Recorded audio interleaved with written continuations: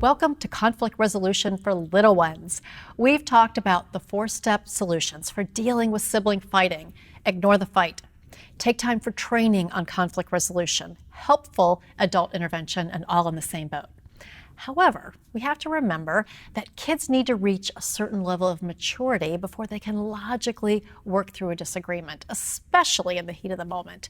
You'll need to tweak the strategy a little bit for toddlers and young preschoolers, around ages 1.5 to 4, depending on the child. In this case, start with the training phase before you even try to ignore fights, because most of the time you'll have to get involved anyway. You can start conflict resolution training with toddlers, such as asking for things with that open palm rather than grabbing them, or using words instead of crying or whining. Even young toddlers who can put 2 words together can learn to say, "Turn, please," with a little training.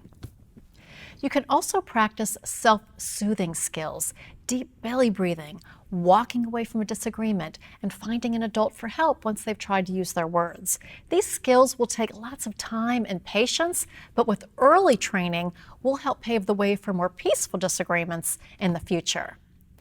And don't forget your older kiddos. If your 5-year-old is trying to solve a conflict with an emotional 3-year-old, it probably won't go as well as if he's negotiating with an 8-year-old. We don't want to leave him feeling helpless and frustrated in that situation, so you'll want to step in and do some gentle coaching in the moment. Let older kids know you get it. It's not always easy to work things out with a sibling who's still so young. Encourage them to remain calm, to ask their little sibling to use her words.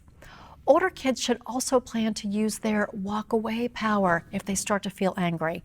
After all, toddlers can be really frustrating to deal with, and it's okay for an older child to take some time away and collect their thoughts.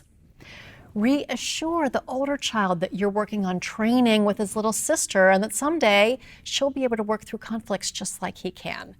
Give lots of encouragement every time you hear an older sibling use a calm voice or an "I feel" statement, or when they walk away, because he's helping to teach the younger sibling. He's modeling positive conflict resolution strategies. It also helps older kids feel significant when they can be involved in the training process for younger ones, not in a bossy way, but in a helpful way. And of course, stay close to a conflict whenever a younger child is involved, because chances are you'll have to jump in sooner since fights are more likely to escalate quickly. When you step in, use the same approach. "Wow, looks like you guys are having a hard time working it out," as that avoids that victim-aggressor mentality, which is very likely to happen when there's a bigger age difference. Depending on what did happen, you may need to help soothe the younger child, but don't go overboard. Act impartially and don't assign blame. But with the little one, do that in-the-moment training on appropriate behavior. For instance, if a 2-year-old is having trouble sharing, you'll want to do training in the moment instead of leaving it to the 5-year-old to reason with a child who simply isn't capable of reasoning yet. Now, the conflicts at younger ages often fall into 2 categories.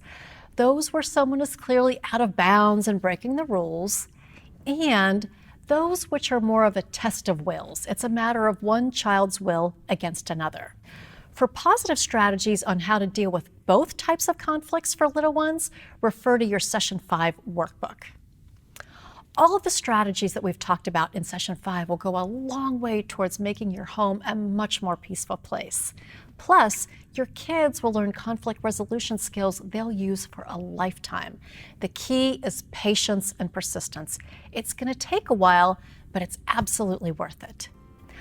Up next, you'll learn one of my favorite tools to empower everyone in the family and reduce so much of the stress and chaos of family life. I'll see you soon in Session 6.